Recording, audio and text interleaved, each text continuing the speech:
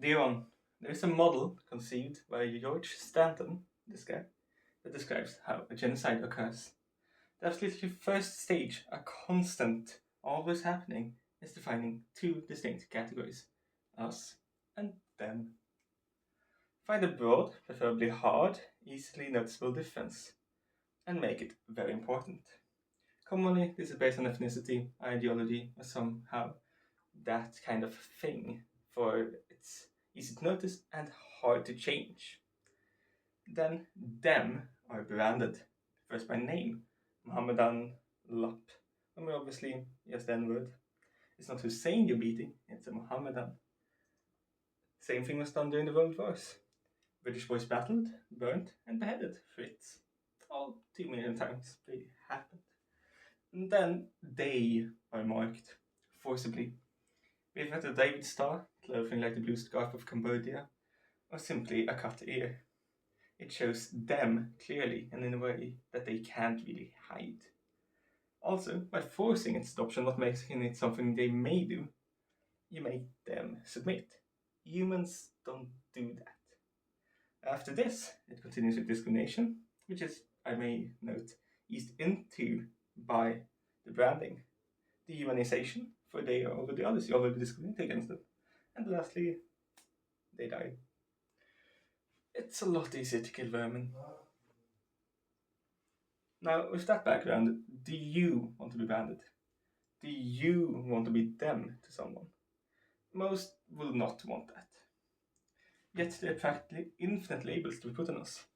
Europeans, Swedes, you and I are gringos. All have some ethnicity. We're highly educated, many of us are atheists, some faithful. Almost all of us believe in both meritocracy and empiricism. Of course, these labels can be used for good, they often are, but importantly, when they are chosen by you.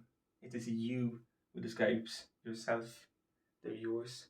So, over to my point and what makes all of this more relevant. I believe all humans should be free. I also know that most aren't. To be free is to be your own. To be your own is to define yourself. Freedom is not given, it is won. I say we take it.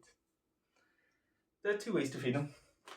First option is that you tell everyone that they can do whatever they want at any time, that the world's their oyster and no one may tell them off.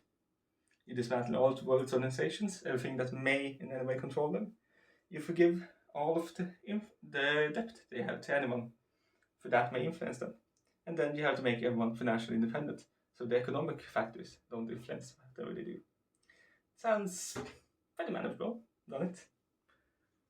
The other option is more athletic and more possible. Capitalism has a fundamental idea of the free market. Originally, this meant pure liberalism with no control of anything. The only control was money, and money goes to the best offering. There's a reason you don't live under this system. Monopolies, oligarchs, cartels, all quickly formed to artificially restrain the market. This let a worse offering win because the better option doesn't exist anymore. So, to be free in practice, the market needs to be regulated. It needs restrictions. It needs some kind of authority. This has worked very well, and is what lets our compound economic models, our social liberal models, give us the prosperity they have. Now, to make us truly free, we need to not let us act on others, as that makes them no longer free.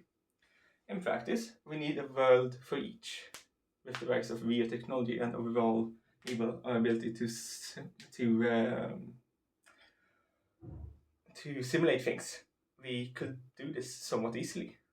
We can make virtual lands so best spend people in these and let them live their own lives free from any outside influence. They may live for less long they wish. When they die, they simply wake up into our world.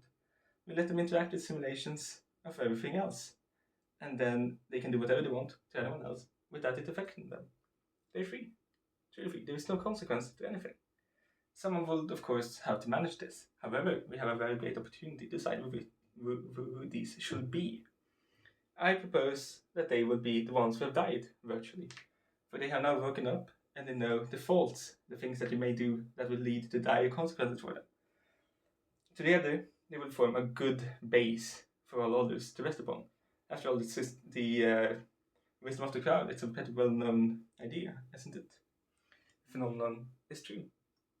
With all that above in mind, with knowledge of reality's shortcomings, with a belief in something greater, have you any reason not to support this? Have you any better way to serve freedom to ensure bliss for all? I think not. I am me. I am myself. I am one. Be you. Be yourself. Be one. Be free. Quickly sources. It's not like there's any logos to this anyway. You may check them later. Thanks.